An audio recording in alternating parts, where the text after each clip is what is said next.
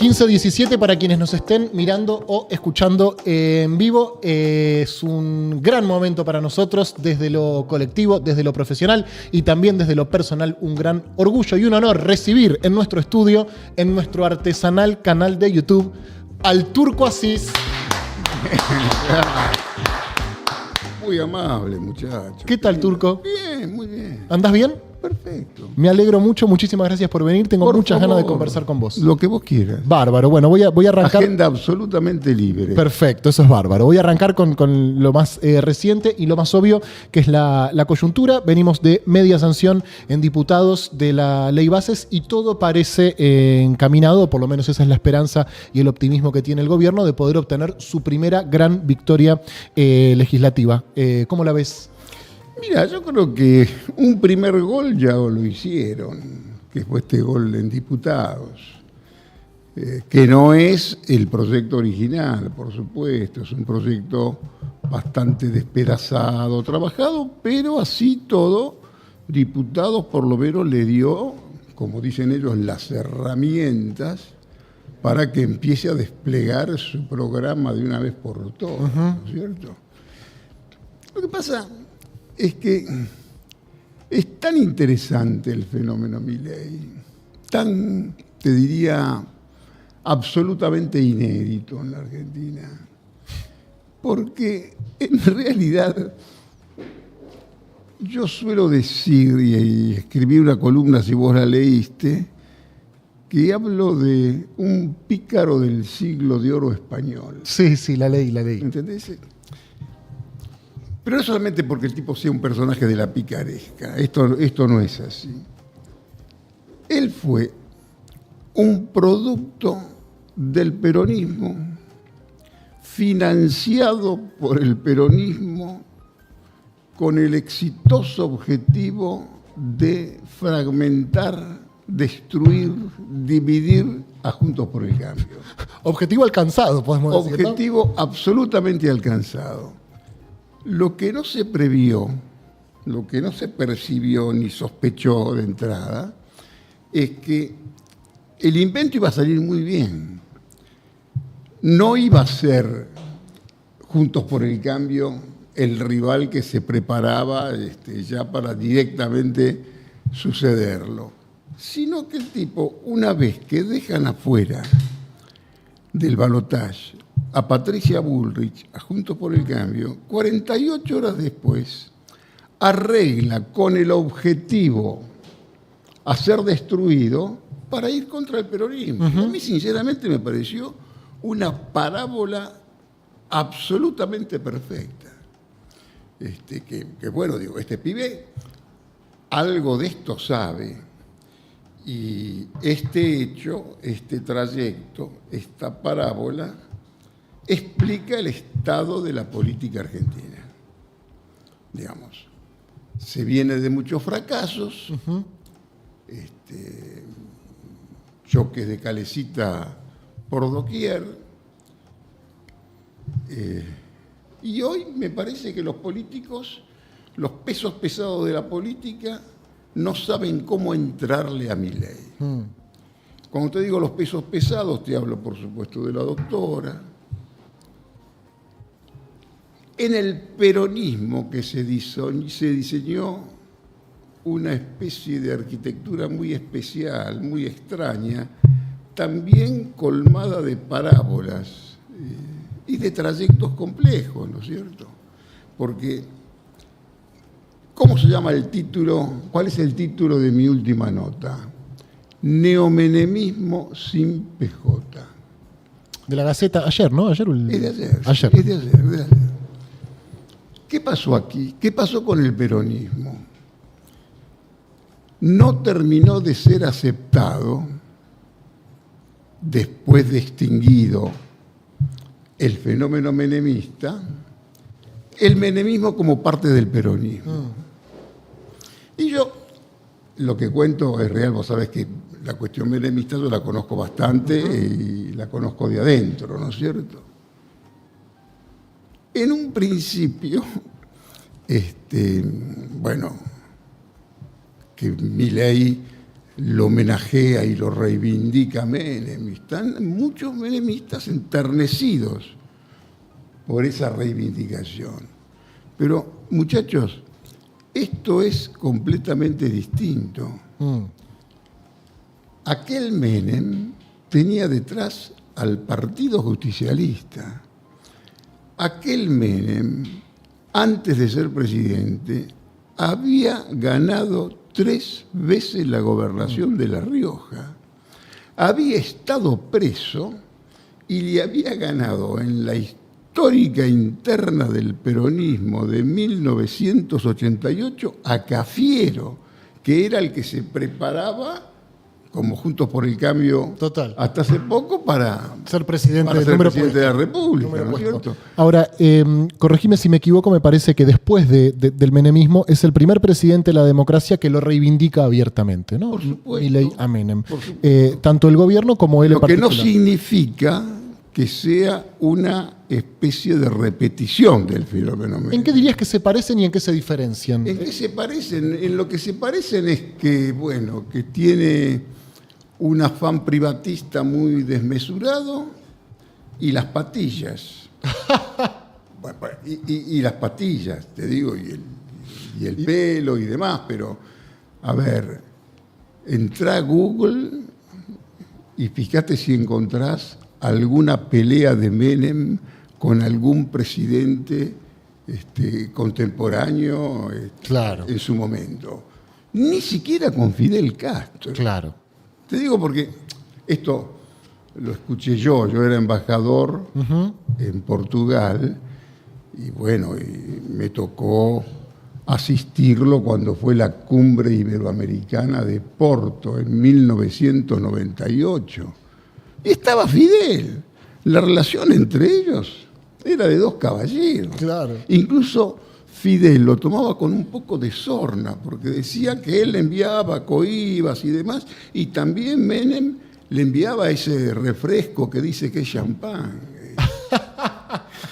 Pero con un tipo con mucha información y formación, ¿no es cierto? Pero nunca vas a ver una pelea de Menem, una agresión de Menem a ningún político, a un periodista, claro, jamás. Claro. Digamos, era un tipo que tenía mucho más que ver con el consenso y en realidad tiene que ver con esa percepción especial que tienen los peronistas para captar algún momento histórico. Claro. En realidad Menem, aquel Menem, se aviva y se da cuenta lo que tiene que hacer recién después que le gana la interna Antonio Cafiero, cuando con un grupo de referentes ejemplares, todos para la literatura, se va a Europa. Y bueno, y le hacen reuniones, claro. Y qué sé yo, está con un importante político francés y le dicen, si usted nos arregla el tema Malvinas acá, digamos, es un pragmático en un mundo que cambiaba,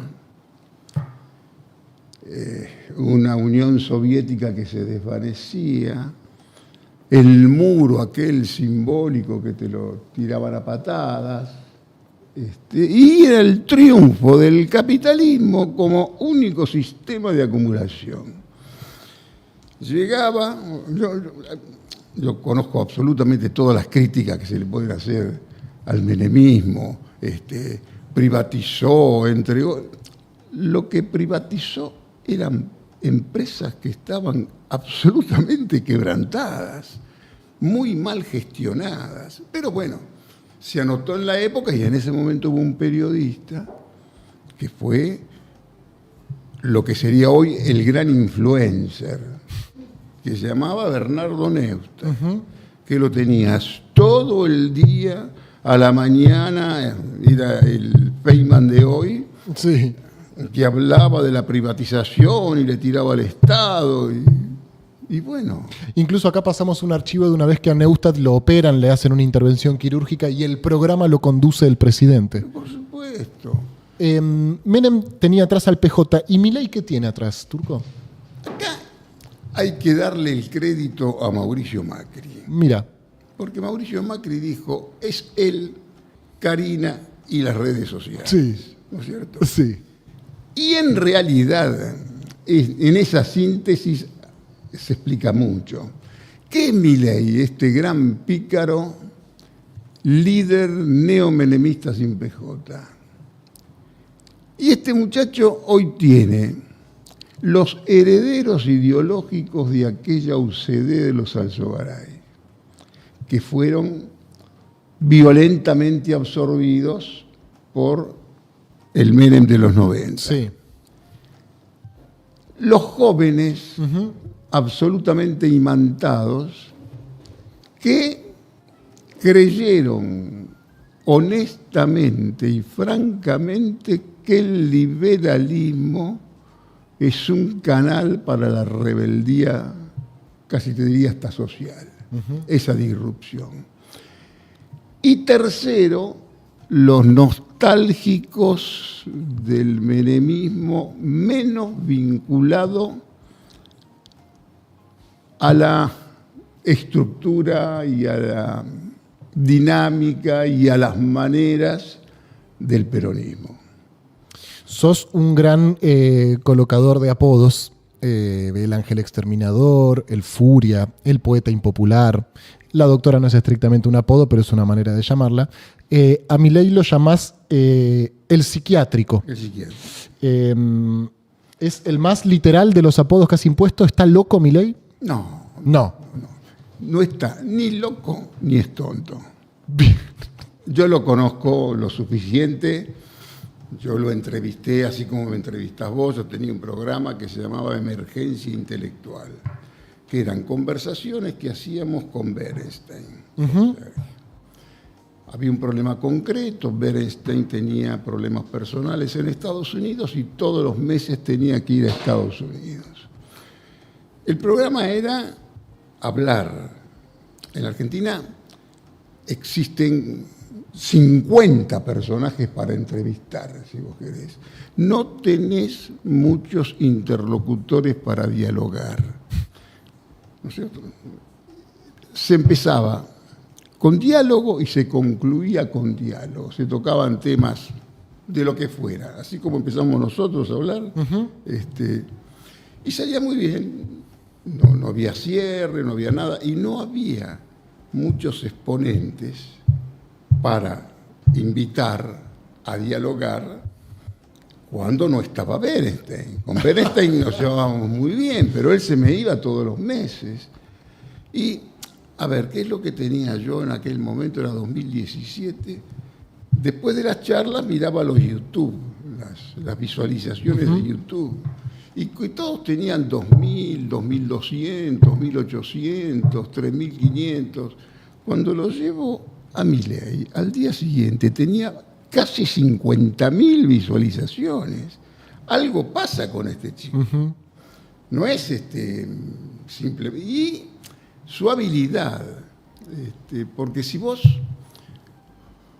por más que estés en las antípodas de sus proposiciones, el tipo animó temáticamente la campaña electoral, con 2 o 3 delirios, con la dolarización, la destrucción del Banco Central, contra la casta. Y a todo tipo que iban a entrevistar se le preguntaba por la dolarización, el Banco Central, la casta. Y en esto, el que toma la iniciativa es el que gana. Y yo, sinceramente, no me perdono no haberlo previsto, porque yo creo que soy un tipo lo suficientemente informado y formado como para darme cuenta de cómo viene alguna mano. Para verla. Pero por lo menos, claro, para verla. Lo que él dice ahora, quién la ve y quién no la ve y toda esa tontería. Es un oculista. Claro, pero también lo instala. Y el gran problema, por más que haya tipos que sueñan con el helicóptero, con juicios políticos, que la hermana, la pastelera del tarot, se empecine en encontrar a alguien muy confiable para la comisión de juicio político, por ejemplo. Pero el juicio político es el estado de una sociedad. No hay hoy estado para un juicio político en la Argentina. Y nunca se puede hacer un juicio político a un tipo que tiene el 50% de imagen positiva, Claro. y que es lo suficientemente piola como para cotizar hasta sus fracasos y sus papelones. ¿Entendés? Sí, absolutamente. Formo parte también de los que no anticipamos su triunfo. De por qué ganó, ya hablamos un poquito. Te invierto la pregunta y te pregunto, ¿por qué perdió Massa? ¿No? Que se lo veía como un político tan profesional, tan preparado, que se le dio todo, digamos, para ser el candidato de la unidad, que ganó la primera vuelta por 7 puntos, estando casi 3 de terminar la elección ahí, y que daba la sensación, por lo menos a mí, repito una frase que se decía en esa época, a Sergio no se le puede escapar esta, ¿no? No se le puede escapar. Y se le escapó. Y se le escapó. ¿Y por qué perdió Sergio, che? Y porque me parece que no, tampoco previó esta voltereta del final del muchacho, que tal vez, según mi información probablemente mala, pudo haber influenciado, pudo haberlo incluso hasta estimulado, ¿no es cierto? Pero bueno, este muchacho resultó un instrumentador que creyeron haber instrumentado. Lo instrumentaron para dividir a ese adversario. Hoy yo creo que el que está más complicado, incluso más complicado que Massa, es Mauricio Macri. Porque bueno, Massa perdió. Massa es el político que es más bisagra de la historia política contemporánea. Es un tipo que, cuando él se emancipa del peronismo, acelera la declinación de la doctora. Cuando eso fue en el 2013. Cuando en el 2015 cree que está en condiciones de pasar de la intendencia de Tigre a la presidencia de la República, facilita el triunfo de Mauricio Macri. Cuando en el 2017 insiste en postularse para la senaduría, impide otra vez el triunfo del peronismo, que le gana María Julia Alzogaray con Esteban Bullrich.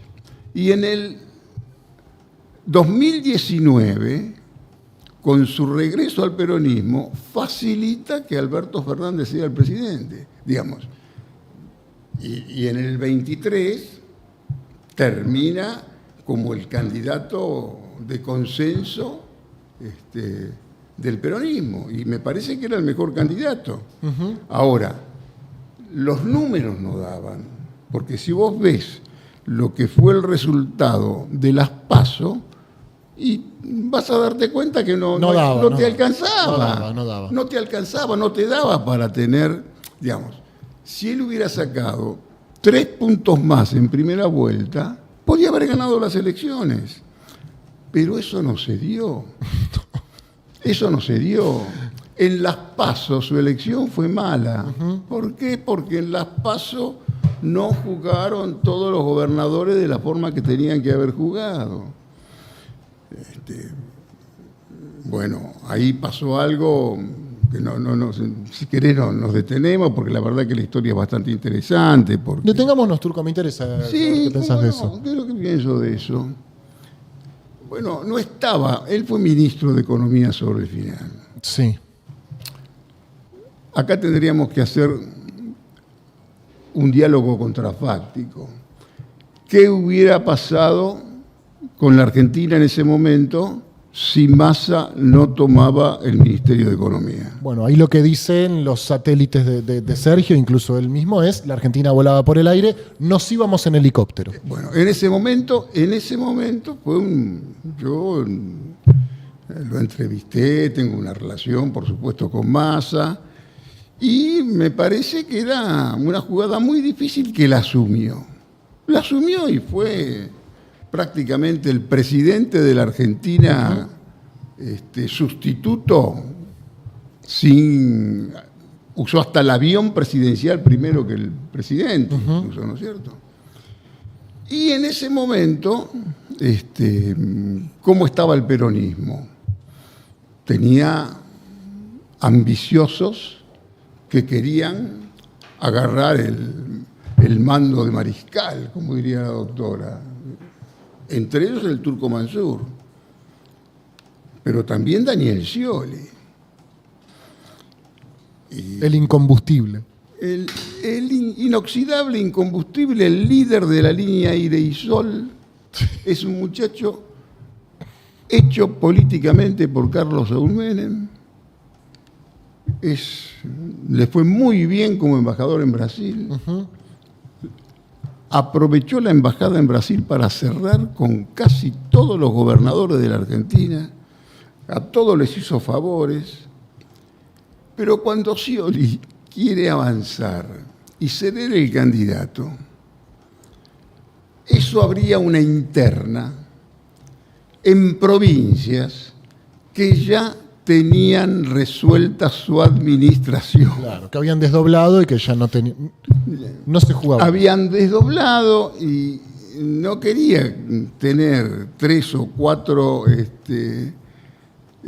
obstinados opositores del peronismo, muchos mordiendo, que se le vayan a ir a jugar a una interna política. Y en realidad los que se movieron los gobernadores fue para evitar la fórmula esa que sonaba por todos lados, que yo fui el primero en anticipar en un programa televisivo de seguramente nuestros amigos.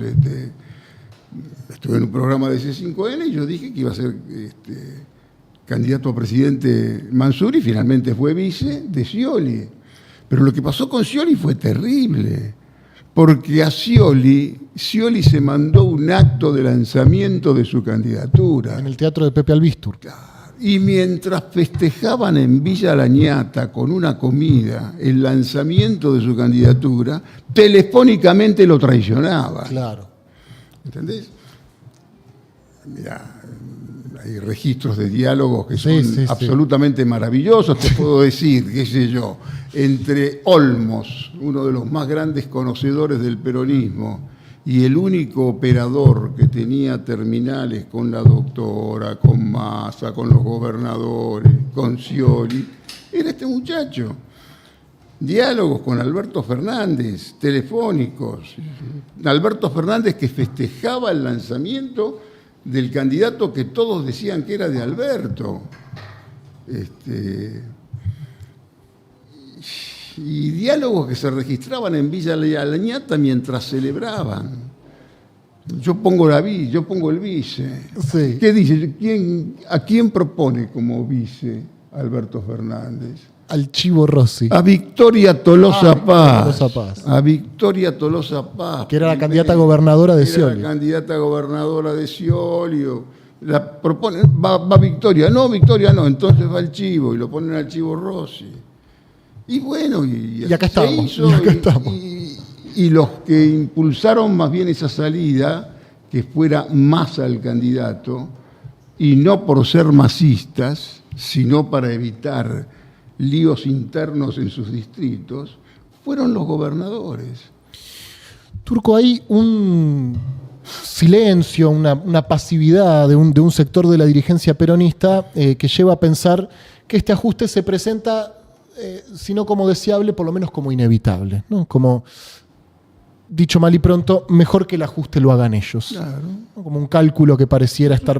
Sí. ¿Coincidís que esta es una lectura? Creo que es una interpretación casi te diría general, hipócrita, no dicha públicamente, pero en la práctica, que el trabajo sucio lo haga otro. Porque la Argentina puede ser mejor gobernable después de hacer lo que todos coinciden en que hay que hacer en la Argentina. Y en cierto modo me parece que, bueno,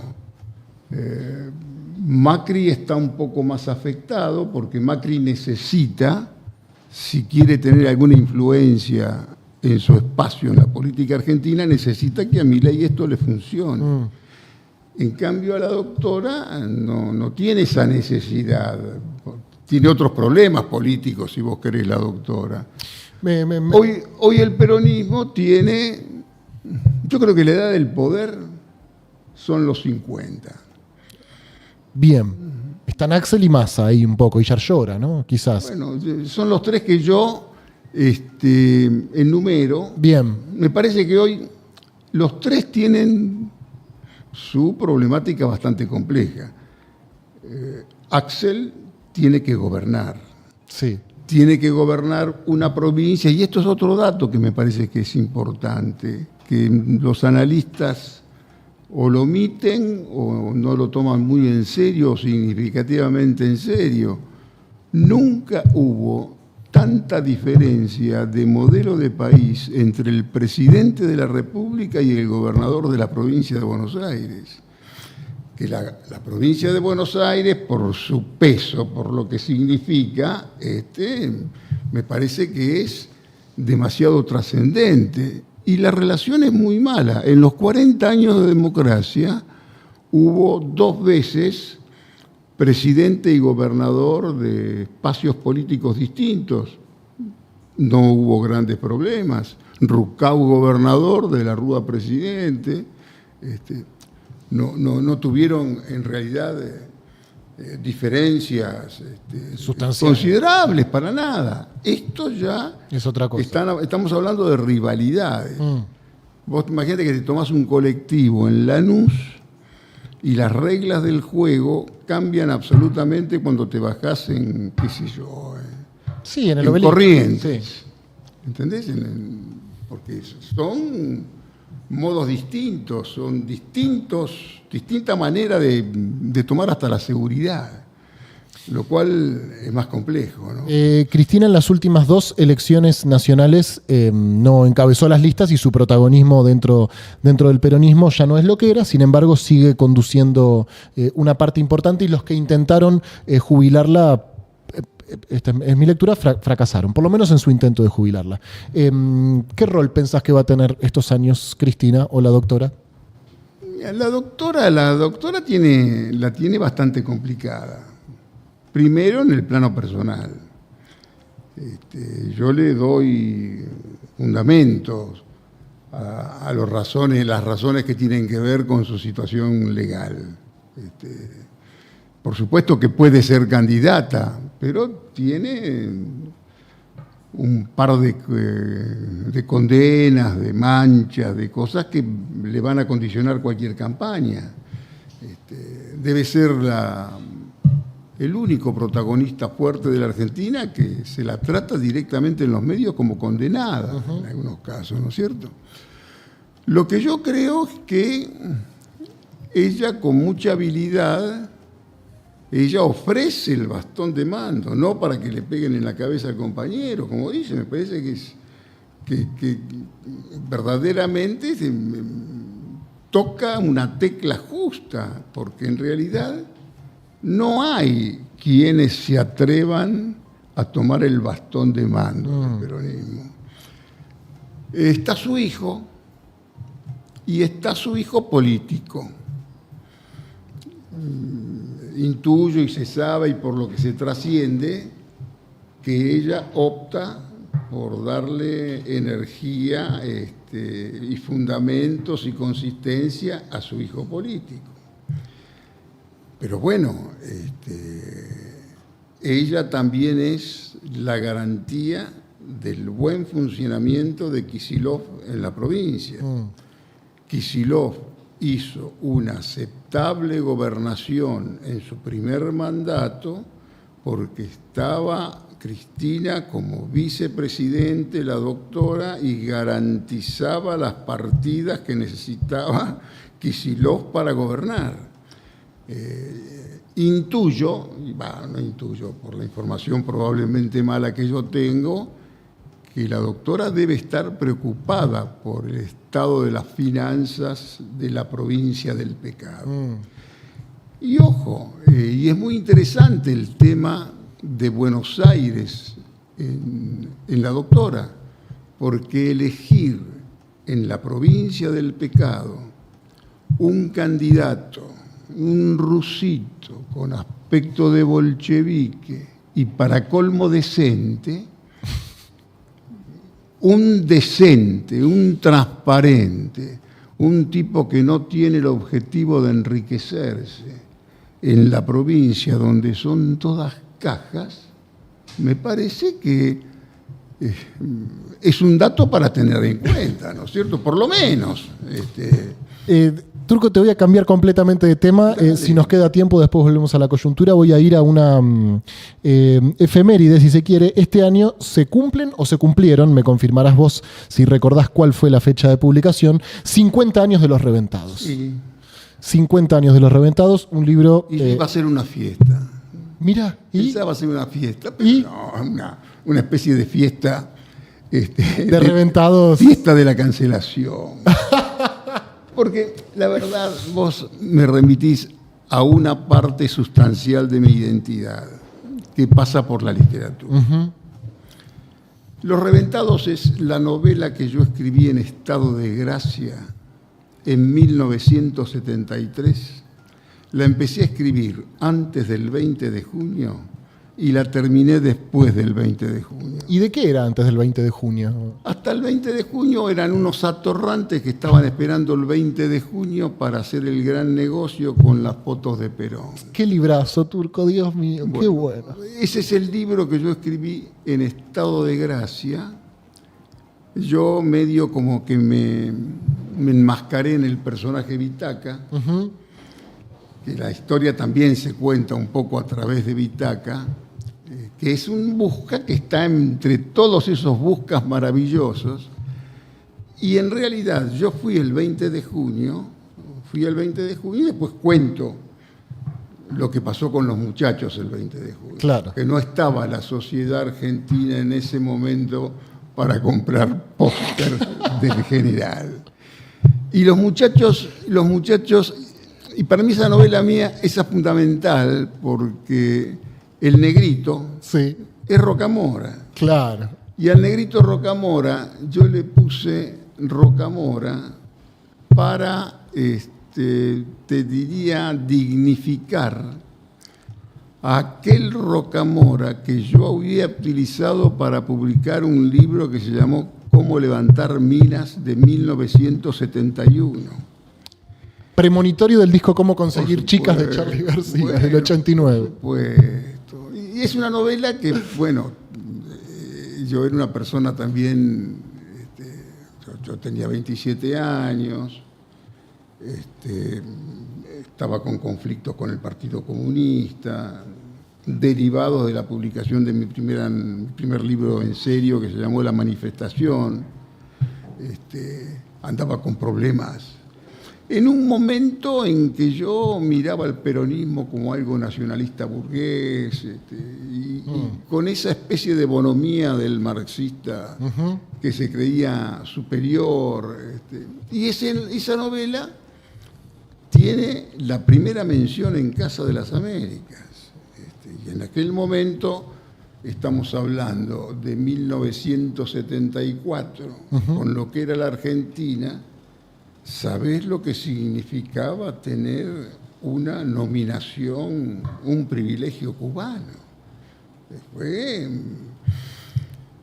Bueno, y pasaron 50 años. Pasaron 50 años, ¿y cómo pensás ese libro desde nuestro presente? ¿Y cómo pensás el presente? Y te digo más, también se cumplen 40 años de otro libro fundamental para mi identidad, que es el Diario de la Argentina. Claro. Diario de la Argentina sale en el 84, Mirá. Los Reventados 74. en el 74. ¿Cómo pensás ese libro desde este presente y cómo pensás el presente de la juventud peronista que el libro retrata? Bueno, era otro momento histórico completamente distinto. Sin embargo, permitime decirte, Turco, que yo lo debo haber leído hace 10 años y y soy amigo de ellos, ¿no? Todos tenemos un amigo Rosqueta, un amigo... Todos tenemos un Rosqueta. Todos tenemos un Rosqueta. Un príncipe. Sí. Estos son los buscas. Sí. Que estaban ahí, que querían hacer negocio. Un manguito. ¿Cierto? Los muchachos estaban para otra cosa. Era un tiempo en que vos ibas a una reunión y de pronto un tipo se jactaba de ser de la orga. ¿Entendés? Las preguntas eran: ¿dónde militás o con quién te analizás?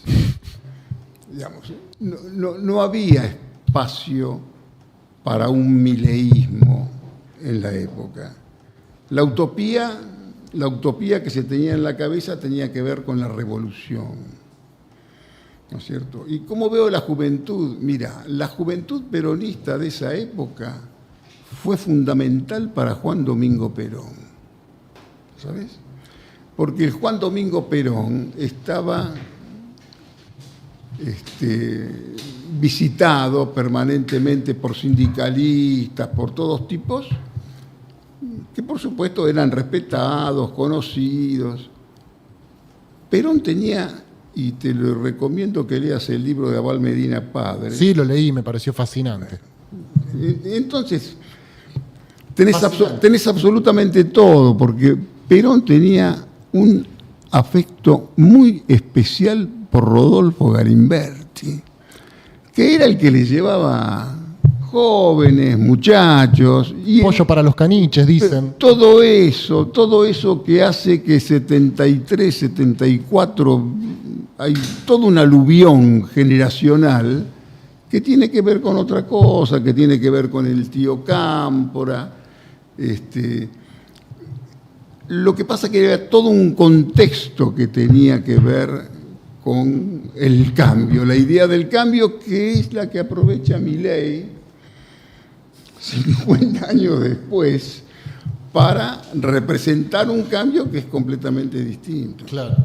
Con el triunfo de Milei volvió a revivir esa vieja fantasía del gorilismo argentino de ponerle un punto final al peronismo, de una buena vez por todas y para siempre. ¿Llegará ese día alguna vez? ¿Estamos más cerca que antes? No, yo no creo. Sinceramente no creo. A ver, con el peronismo pasa... Es muy difícil definirlo, porque vos encontrás peronistas antikirchneristas que te dicen directamente que el peronismo está copado por el kirchnerismo, ya no es lo que era. Sí. Yo pongo en la nota última que Alberto Cohen estaba con una libreta negra, todo simbólico, ¿no? Pero en el Partido Justicialista estaba con la libreta negra después que se ganaron las elecciones y decía: tengo 3.500 cargos que repartir. Sí. Compañero, te podés imaginar que estaba... Pero por supuesto, un chofer, secretarias, cajas... Este fin de semana salió una nota que decía que Milei no nombró todavía 63% de los cargos jerárquicos. Si lo viera Cohen. Pero por supuesto, eso a un peronista no le pasa. No, claro. Eso a un peronista no le pasa seguro. Ahora, vos me hablás del futuro, yo no quiero prever porque no estoy en una etapa de grandes aciertos. Pero intuyo, mirá, ¿qué es lo que pasa con Milei? Tiene que ver con tu pregunta. Milei brinda una sensación de provisoriedad, de algo efímero, de algo perentorio. Algunos hacen hoy contabilidad de diputados, de senadores, porque les parece que esto va a un choque, y yo les digo que no hay ninguna posibilidad, sobre todo mientras este muchacho tenga el nivel de adhesiones que tiene hoy, ¿no es cierto? Ahora,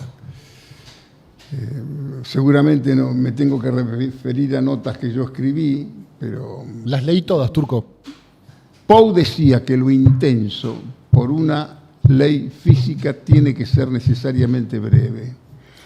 Sí. Los 5 meses de Milei se caracterizan sobre todo por su intensidad, pero también su habilidad, que es feroz. Es un pibe que pasa el primer papelón en el Senado y te dice... Esto era lo que yo quería. Esto es lo que yo pensaba. Digamos, todavía mantiene el apoyo de muchos de los que lo votaron. ¿Y qué es lo que genera? Todos los tipos te dicen, estoy mal pero ilusionado. Creen que algún cambio puede haber. Ahora, te insisto, la juventud macrista me parece que puede estar un poquito más desorientada porque a lo mejor no existe, porque todo ese espacio, este muchacho ya se lo chupó. Así como Menem chupó a la UCD en los 90, está haciendo esta debacle con lo que fue Juntos por el Cambio, que ya no existe más. Directamente, ya no existe más. Me parece, sinceramente. No, a la vista no está, Sinceramente yo no imagino otra vez a los radicales con Macri en una comunión espiritual, no me parece. ¿Y qué destino le queda a los de Juntos por el Cambio que no están para subirse a este barco? Este es el problema, este es el gran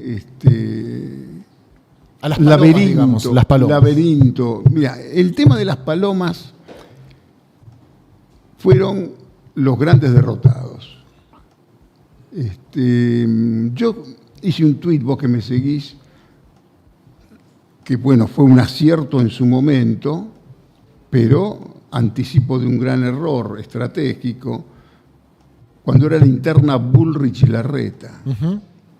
Yo hice un tuit que decía, si Bullrich le gana a Larreta, el próximo presidente es Massa. Pero bien, porque tenía en lógica, ese momento tenía su lógica. Sí, claro. Por supuesto que yo tampoco vi, como tampoco viste vos, como tampoco vio Massa, como no vio nadie, al psiquiátrico. que el psiquiátrico era un gran pícaro, Claro. que iba a ser una de más y después del objetivo de eliminar a Juntos por el Cambio se iba a concretar el pacto de Acasuso. Sí. En la casa de Macri, con Mauricio Macri, el ángel exterminador como local, y con Patricia Bullrich, la que agredía como asesina, terrorista, montonera, terrorista y todas estas cosas, iba a ser su ministra de Seguridad. Lo que le empieza a generar otro problema que ya es un tema para hablar de la interna del mileísmo, que tiene que ver con Victoria Villarroel, la Cayetana por Álvarez de Toledo, ¿cierto? ¿Qué te despierta Victoria Villarroel? Y ya vamos aproximándonos a un final, pero ya que la mencionás, me gustaría saber qué pensás de ella. Una figura controversial, enigmática de a ratos, a la cual muchos peronistas también en algunas votaciones del Senado le terminan prendiendo velas. Mira, hoy me parece que es una señora convertida casi en una mujer atractiva. Yo la conocí cuando era una señora, yo la conocí cuando era más vieja que ahora, porque era una señora mayor, casada, que te hablaba de sus temas y sus reparaciones con los heridos del terrorismo y todo eso, que conmovía, y yo cuando la conocí, bueno, no tiene nada que ver con la dama que soy. Una dama que ella se considera fuerte, que tiene también, aunque no lo diga, su propio proyecto político. Y que vos con ella, como con Marcela Pagano, podés no destacarla. Lo que no podés es humillarla. Vos no podés ir candidato a presidente con tu candidata a vicepresidente a templos de la política como, qué sé yo, A Dos Voces o algún programa así, y decir, la señora que me acompaña que no va a estar para tocar la campanita del Senado, es una especialista en seguridad, en inteligencia, en Fuerzas Armadas. Presentarla de esa forma y después, como si nada, sin una explicación, aparece Patricia Bullrich y queda un poco como desplazada. Uh-huh. No creo que sea una dama donde vos, qué sé yo, vos podés proponerle tener un despacho en la Casa Rosada y no dárselo. No cobró nada, ¿no? Desconozco. Te soy muy sincero, desconozco.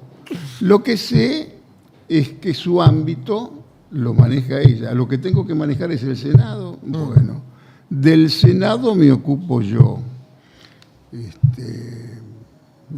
Está en minoría, no es senadora, tiene que controlar que no se le desmadre la pajarera del Senado. Uh-huh. Y la pajarera del Senado está integrada por tipos que ven abajo del agua y que distinguen abajo del agua todo tipo de arbustos, peligros naturales, claro, porque son verdaderos linces que saben y que conocen, ¿no es cierto? Turco, te voy a preguntar por lo que entiendo que es tu principal objeto de estudio y de fascinación, corregime si me equivoco, que es la Argentina, ¿no? Sí. Como fenómeno mundial. Acá nos hacemos mucho eco de la espectacularidad argentina y nos cansamos de repetir qué país, estas cosas no pasan en ningún lado, lo que pasa en la Argentina es único. ¿Es verdaderamente así o en este momento hay alguien en Armenia diciendo... Mira, es una gilada. Es una gilada. Es una gilada creer eso, porque eso me Hay parece... un lituano diciendo qué país es este. Claro, es no darse cuenta de cómo funcionan las cosas en el mundo.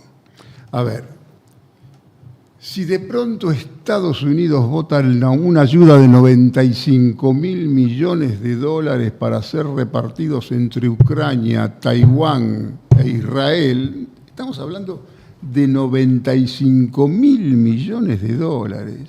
Y vos lo tenés al pobre Caputo que deambula por Washington para ver si puede conseguir 3 o 4.000 millones de dólares y lo que necesita Milei para ver si la obturación del cepo se acaba son 14, 15.000 millones de dólares que en realidad se está un poco harto de la Argentina, de los problemas de la Argentina. ¿Entendés? ¿No? Y lo envanecidos que están los argentinos que se pueden creer que son el centro del universo y no son el centro del universo.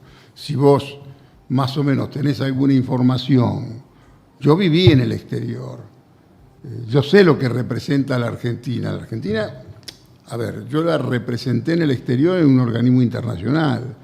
Cuando yo llegué como representante del presidente Menem, a mí me miraban con sensación de provisoriedad, porque la verdad nadie le daba un crédito a aquel Menem. Pero de a poco yo fui dándome cuenta del peso del país que representaba, cuando el país empezó a funcionar bien y cuando la Argentina, con la apertura de la economía, se abrió también la política exterior. Y ese Menem que hoy reivindica Milei fue aliado a Extrotán. Y simultáneamente después fue preso por una cuestión de armas, supuestamente a Croacia, como si pudiera ser fácil traficar con armas en Croacia sin conocimiento de Estados Unidos, claro, y de los que tenían que ver con la decisión de la época. Turco, la última. Siempre decís que en la Argentina termina todo invariablemente mal. ¿Hay alguna chance de que este gobierno sea la excepción a esa regla? No creo. No creo. Esto no significa que yo registre un deseo de que esto termine mal. No. En la Argentina todo funciona mal, pero esto es una cuestión histórica. Desde que yo era chico, que hay cuentos, el avión negro, cuando pasé esto, todo vino. Volvió Perón, terminó en una carnicería, los militares, las urnas están bien guardadas, terminó en otra carnicería con Malvinas. Alfonsín, la democracia se come, se educa. Hubo unos años absolutamente esplendorosos y termina con Semana Santa y con debacles. Casi todo termina en debacle aquí. Esto puede ser un karma natural. Yo creo que tiene más que ver la cuestión de los argentinos, que hay no grieta, es divisiones que son de un país absolutamente irrecuperable. El estadista que falta, el hombre gris, que como decía Solari Parravicini, que viene para salvar a la Argentina, ese hombre de gris lo que tiene que hacer es unificar todos esos fragmentos que hacen que la convivencia sea prácticamente una utopía. Turco, yo te dije turco toda la nota sin conocerte, perfecto, sí. Te lo pregunté tarde, igual debería. No, sí. No, está bien, aparte, mira, yo convivo con eso de turco, yo no tengo otra alternativa que aceptarlo. Bien. ¿Por qué? Porque cuando yo decía, los chicos del colegio, mis compañeros de colegio me decían turco, mi abuelo, que estaba sentado en una silla en la puerta de la casa de Villa Domínico, pobrecito y enfermo, y que llegó a la Argentina con pasaporte turco, y en aquel momento expulsado por los turcos, se volvía loco aquel abuelo. Y yo trataba de explicarles que no tengo nada que ver con los turcos, que lo que pasa, que me pongo a hablar de la caída del Imperio Otomano, y que todos los que vinieron acá vinieron con pasaporte turco. Ah, sí, está bien, tenés razón, turco. Ya está, no puedo hacer nada. Jorge, el Turco Asís, ha pasado por Gelatina, nos hemos tomado unos mates gracias a nuestros amigos de Porongo. Este aplauso es para vos, Turco. Siempre un placer leerte, nos has hecho pensar muchísimo y eso en este contexto se agradece. Te agradezco yo a vos. Bien, ahí está. Separamos y nos vamos.